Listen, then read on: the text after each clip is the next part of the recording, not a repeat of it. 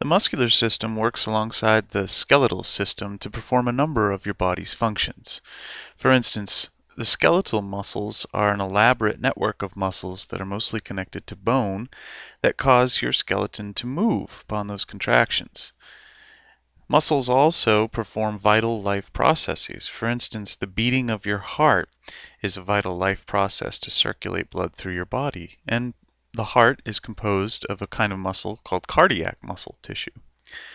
There's also the contractions of your diaphragm as well as your rib muscles, which help you inhale air and exhale air in the process of breathing, another of those vital life processes. And finally, there are a number of ways that the muscular system aids other organ systems. For instance, the smooth muscles we'll learn about shortly composes your digestive tract, and it's those involuntary contractions of smooth muscle that help move food through the digestive system. In general, there are three types of muscle tissue to consider. The first is cardiac muscle, which we mentioned was muscle tissue found only in the heart. Now, this is involuntary muscle tissue. In other words, the contractions of this type of muscle are not guided by your conscious thought. They just occur involuntarily. Keep your heart beating. Now, you notice here that the cells sometimes split to form this branching structure that forms a network of this muscle tissue throughout the heart. And we see here in cardiac muscle the presence of striations, or we say it's heavily striated. Striations are these bands that you see that are perpendicular to the length of the cell, and you can see them here in heavy numbers repeated over and over and over again. Finally, we see the presence of intercalated discs. These are where the edge of one cardiac muscle cell butts up against the other cell and overlaps. These overlaps form very obvious discs that we call intercalated discs and are thought to help speed along the impulse for muscle contraction in the heart.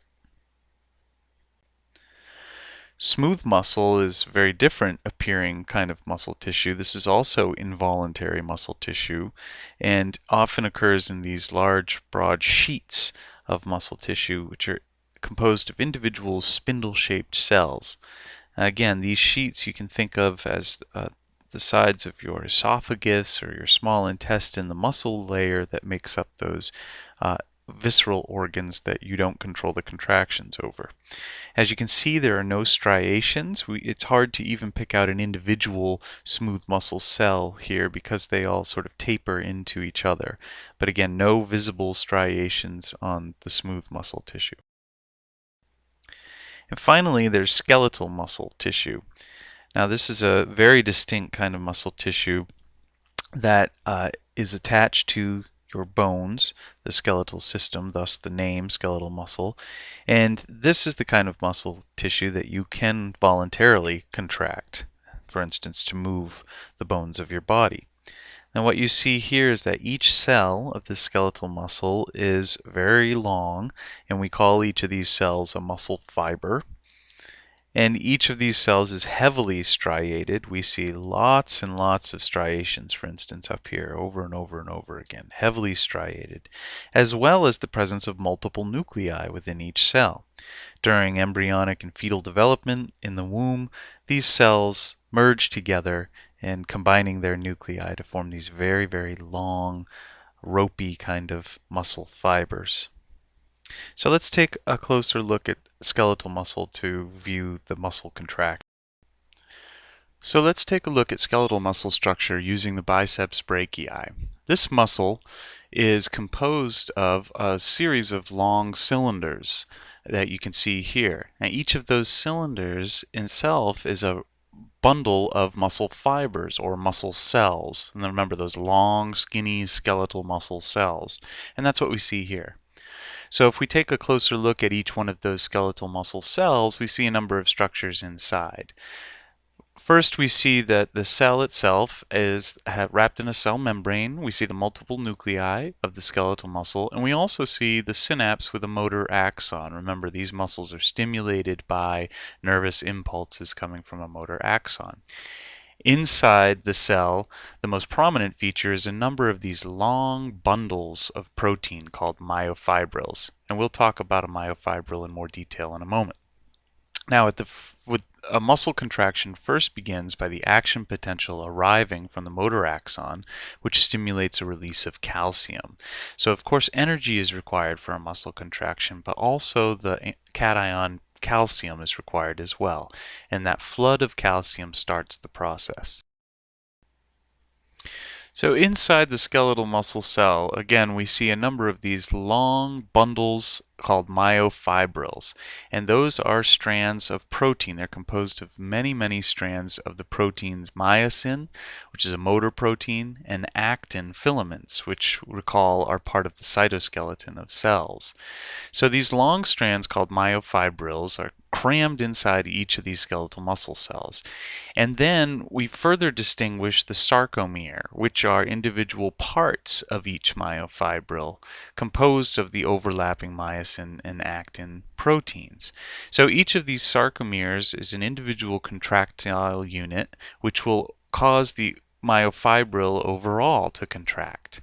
Thus, there are many of these sarcomeres in each myofibril and many myofibrils within each muscle cell.